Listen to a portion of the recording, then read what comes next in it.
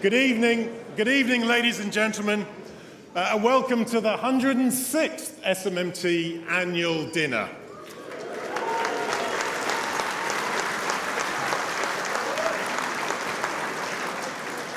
Now, for those of you who were here last year, remember that we had competition because England were playing Wales in the World Cup. A good night for some, less good if you were Welsh.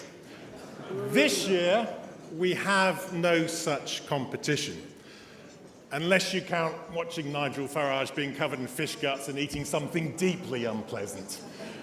But if we've had to swallow Brexit, I'm sure he can swallow something much, much worse. It is actually probably worth bringing back those screens, isn't it? Okay, so thank you very much for joining us this evening. For me, this is probably the 30th SMMT dinner I've been to, either as a guest or a host. Now, I know you're all thinking, well, he must have been coming here since he was a child. But over those many years, we've seen much change and many challenges. The arrival and, sadly, departure of some brands and manufacturers, the global financial crisis, the challenges of Brexit, COVID, most obviously now the cost of living crisis. And threaded throughout those crises was perhaps the biggest challenge of all. Not so much net zero as total zero, the complete elimination of carbon emissions from the tailpipe and a shift to a truly sustainable future. But despite those challenges, I name anyone to name a more successful year for investment for this sector than this one. BMW committing Mini's future to Cowley, Stellantis opening its all-electric commercial vehicle plant at Ellesmere Port, Tata announcing its huge gigafactory will be in Somerset, not Spain, coming on the back of Bentley, Ford, Lotus, JLR, many supply chain companies, all investing, all decarbonising. And just last week, Nissan announcing 3 models and 3 gigafactories in Sunderland. Quite right.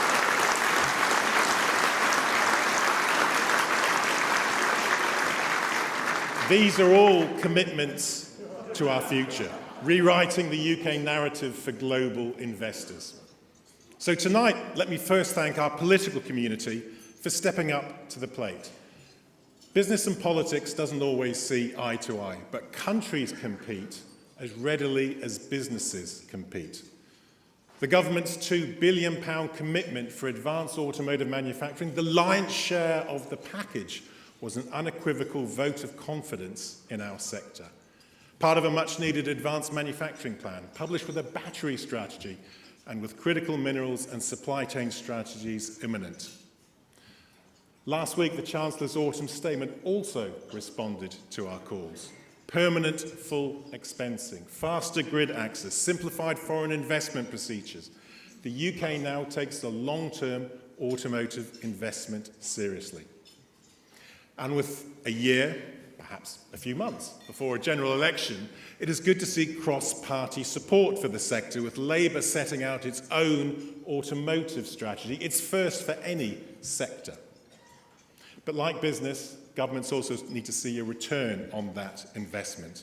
And for that, we need to supercharge demand for these new products that we will be making. So a strong EV market is a strong investment pull. Now, this industry, as you know, is export-led. So tariff-free trade is essential. Ensuring EU and UK rules of origin requirements are deferred is absolutely critical. Tariffs are in no one's interest, not ours, not the EU's, and certainly not the consumers. Brinksmanship must give way to common sense. Now, we want all sectors, all parts of society to benefit from a decarbonised and growing market. Manufacturing, aftermarket, freight, logistics, bus operators and passengers, and of course, the motorist. Taking burdens off motorists is welcome. Filling potholes is good, but getting consumers to change means giving them the courage themselves to invest. We know the ZEV mandate is coming, but mandates don't of themselves make markets. Consumers have now been told there's no rush to buy some of these products, so they will be holding back. So we need to give them a reason to convert now, not in 11 years' time. Consumers, always remember, respond to carrots, not sticks. So, equalise VAT on public charging to that of domestic energy rates. Remove the expensive car supplement on EVs. Retain the company car tax incentive, because that is working. And give private consumer the same buying power that business consumers have. Halve VAT on EVs from 20% to 10%. And on the subject of infrastructure, power up those grid connections, roll out charging solutions for all vehicles, and do it at pace.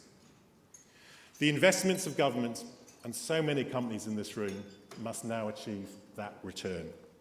So we must keep up the pace. We must keep innovating, and we must keep Farage eating witchetty grubs. Thank you very much.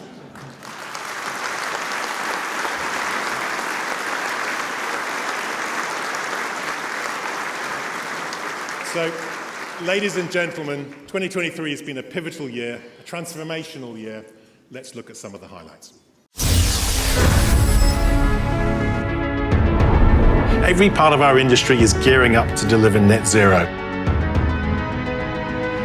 From design to aftermarket, from cars to vans, trucks, taxis, buses, from batteries to hydrogen. It is the most fundamental change in a century.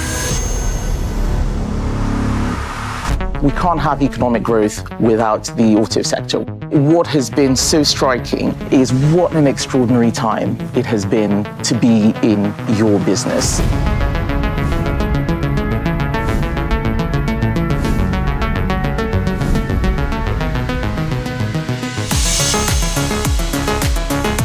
We're investing in fuel cells, we're investing in battery technology, and we're also investing in electrolyzers to actually make hydrogen as part of our green hydrogen initiative.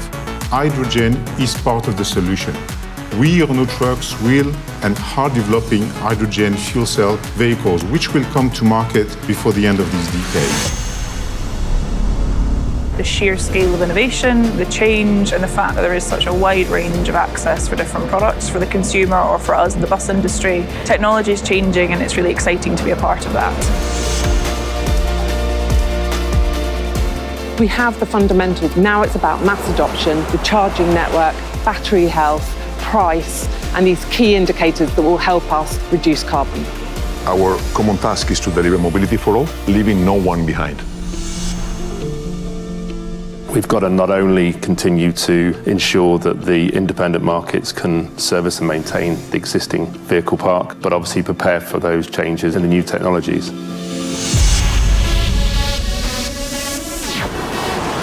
In the first electric decade, many of you faced down scepticism with a boundless capacity to innovate and experiment. As a result, hundreds of plug-in models are now available.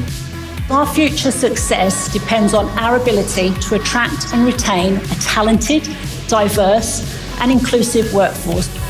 This whole transformation is really a systemic transformation, because all the manufacturers here, they don't just want the vehicles to be zero emission, they want actually the production to decarbonize, and that is competitive for the UK.